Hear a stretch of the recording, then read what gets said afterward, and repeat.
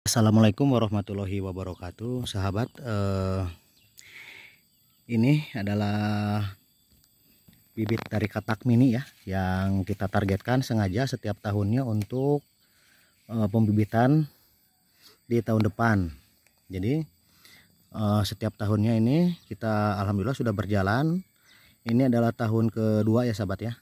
Setelah alhamdulillah dengan cara ini kami sedikit terbantu ya sahabat, bukan sedikit lagi ya, bisa dikatakan banyak terbantu, dimana lahan-lahan umbi produksi yang sudah kami panen ditanami lagi dari bibit katak ini. Nah ini kita tanam Desember 2023, nanti untuk bibit umbi di November Desember 2024. Jadi yang produksinya kita jual dan ditanami lagi dengan stok bibit yang kita sengaja tanam dari katak mini.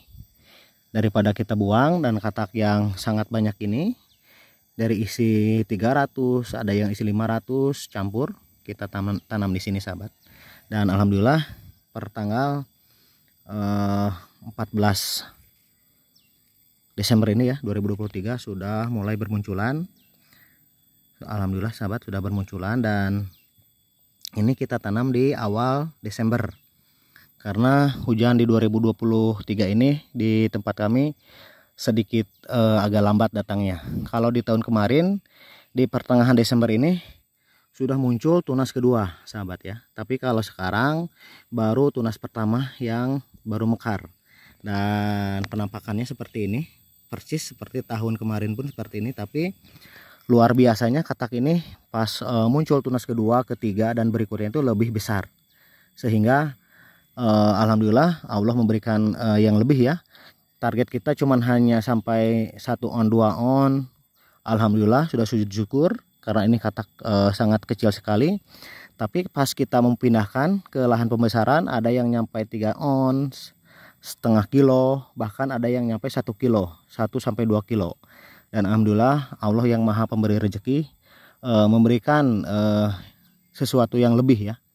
Misalkan kita cuman 1 on sampai 3 on udah bersyukur, ternyata Allah memberikan yang lebih besar lagi. Ada yang nyampe 4 on, 5 on sampai 1 kilo. Dan itu luar biasa sekali ya sahabat, harus patut kita syukuri. Dan ini pun waktu kita gali pindahkan ke lahan pembesaran, masih ada beberapa umbi-umbi dari katak, dari umbi satu dari katak dari umbi dari bibit katak ini yang tertinggal mungkin ya. Tuh, dia tumbuh langsung ya ke mulsa yang tidak dilobangi. Tuh, langsung bolong seperti ini sahabat. Nah ini pun mulsanya kita pakai mulsa bekas lagi supaya lebih puas memperhemat anggaran ya. Jadi mulsanya kita pakai lagi, mulsa bekasnya, katak-kataknya kita kembangkan ya, alhamdulillah sangat terbantu sekali. Jadi setiap tahunnya tidak ada lagi anggaran untuk pembelian bibit ya. Sekalipun ada, paling cuman berapa persennya saja sahabat. Jadi taruhlah 70 sampai 80%-nya kita setiap penanaman sudah punya bibit sendiri sahabat ya. Dan ini ada yang kita pakai mulsa, ada pun yang tidak pakai mulsa sahabat. Itu seperti ini.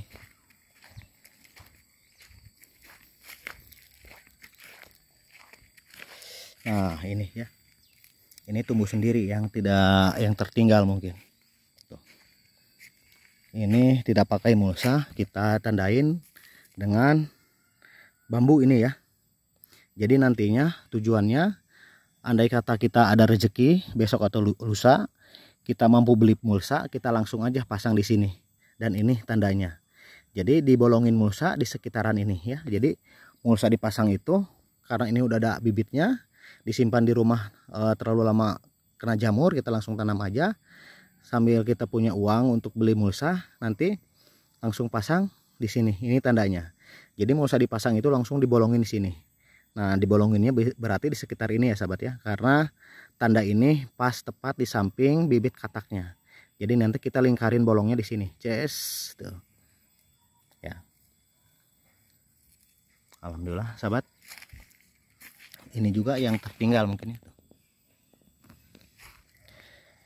Ya, target kita hanya sampai untuk bibit, tapi kalau takdir berkata lain pas kita ini di bulan 5, 6, 7 emang porang kembali meledak permintaannya dan jarang lagi pabrik overload, ya mungkin bisa aja ini misalkan mencapai hanya sampai 3 on 4 on, paling kecil 4 on, misalkan pabrik masih mau nerima.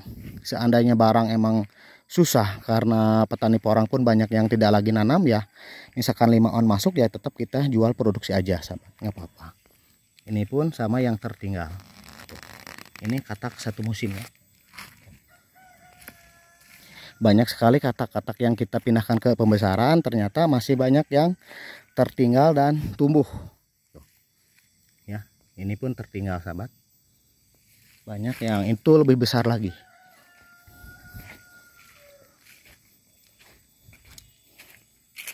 Dan kalau tunasnya sudah sebesar ini sahabat ya, ini saya yakin nggak akan kurang dari 7 on sampai 1 kilo ini, karena tunasnya sudah terlihat besar.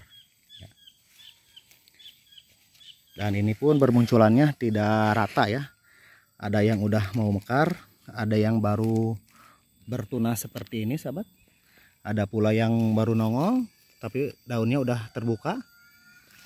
Dan kita pun tidak menutup kemungkinan ada pun yang tumbuhnya kurang bagus ya, mungkin stres atau kataknya jelek mungkin ya. Jadi sebagus-bagus pun katak yang kita tanam sahabat, mau 1000 biji, 2000 atau sampai puluhan ribu kalau dihitung, tetap pasti ada yang terkena penyakit. Ada yang busuk batang, ada yang mati, wajar lah. Kalau dari ribuan totalnya cuman 5 pohon, itu anggaplah wajar ya. Dari jenis bibit apapun yang kita tanam pasti ada aja yang gugur ya. Mau itu peternakan ikan apa aja, tetap pasti ada risiko kematian sahabat. Yang penting totalnya tidak terlalu banyak. Kalau totalnya terlalu banyak ya kita pasti rugi. Dan anggap aja ini pembelajaran yang harus kita jadikan PR, penyebabnya apa, atau terserang apa, atau memang dari bibitnya yang kurang bagus sahabat.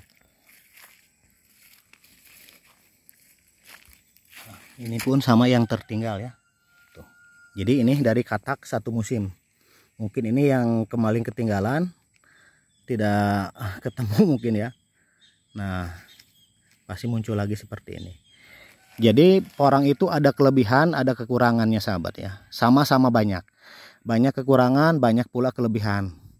Dari sekian banyak kekurangan ada sekian kelebihan. Dari sekian banyak kelebihan ada sekian juga kekurangannya. Mungkin kelebihannya katak ini dari porang ini tidak akan diserang hama kayak hewan ya, kayak mungkin babi hutan atau kera ya. Beda dengan mungkin yang atau seperti umbi-umbian yang lain seperti umbi jalar, terus singkong ataupun jagung, dimana kalau di tempat itu kita terdapat banyak kayak kera dan babi hutan pasti habis. Tapi kalau porang ini nggak mungkin babi hutan mau memakan porang, atau nggak mungkin juga kera mau memakan porang karena gatal. Itu mungkin dari sekian kelebihannya ya, sedikit aja. Terus porang ini bisa kita panen bebas ya, setelah matang, taruhlah sudah berguguran, sudah siap panen, sudah dorman. Seumpamanya dorman di bulan Mei, kita panen di bulan 7 bisa. Dorman bulan Mei, kita panen di bulan Agustus juga bisa. Berbeda dengan jagung atau padi atau ubi jalar. Kalau sudah matang ya memang harus dipanen. Kalau tidak dipanen ya busuk ya. Itu cuman kekurangannya pun banyak sahabat ya, kekurangannya. Jadi porang ini setiap kita jual itu ada repaksi ya. Repaksinya rata-rata dari pengepul 5% ya. Misalkan dari 1 ton itu kena potongan 50 kilo sahabat. Nah itu kekurangannya, kena repaksi. Tapi saya yakin di hasil pertanian yang lain pun pasti kena repaksi. Singkong apapun banyak repaksinya. Dan kekurangan yang lain di samping repaksi, setiap panen itu porang pasti ada yang tertinggal sahabat ya. Karena dia itu ditanamnya di tanah. Semua hasil pertanian yang umbinya di dalam tanah pasti ada yang tertinggal, nggak mungkin terangkat semua. Namanya juga manusia, kita akan lupa ya, kecuali dengan alat canggih.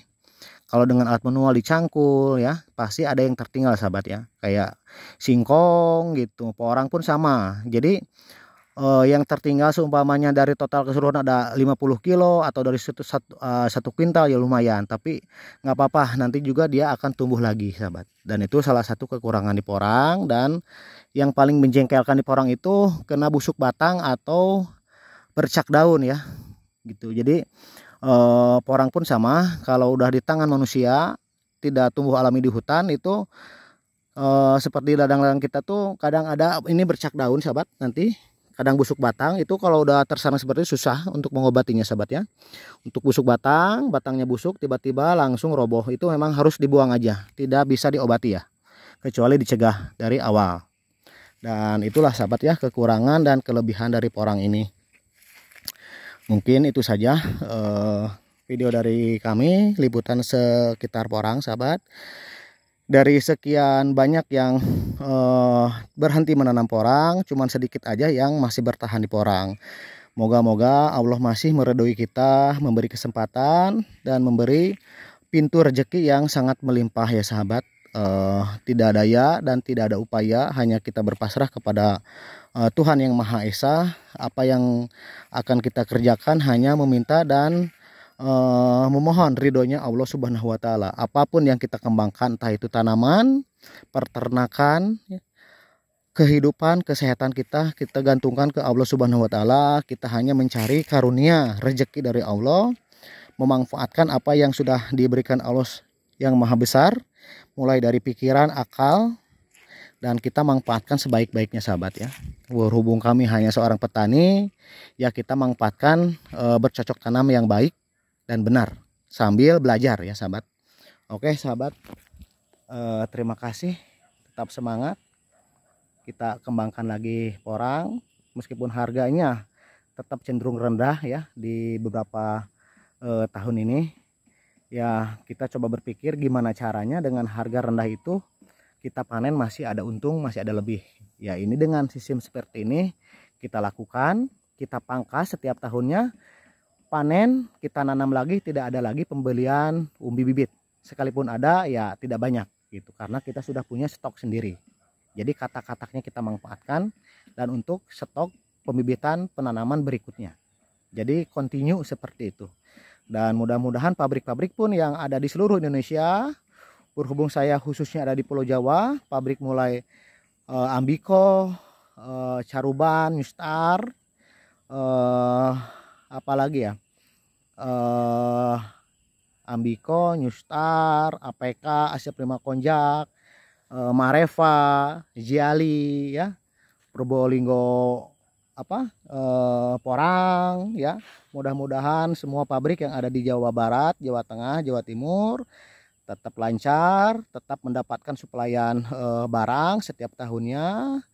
Meskipun banyak yang mengeluh di porang, mudah-mudahan kita semua mendapatkan sesuatu yang berkah dan barokah. Sebagai petani, mudah-mudahan saya mendapatkan keberkahan dan kebarokahan. Dan untuk yang orang-orang supplier di pabrikan dan orang-orang pabrikan juga mendapatkan keberkahan dan kebarokahan.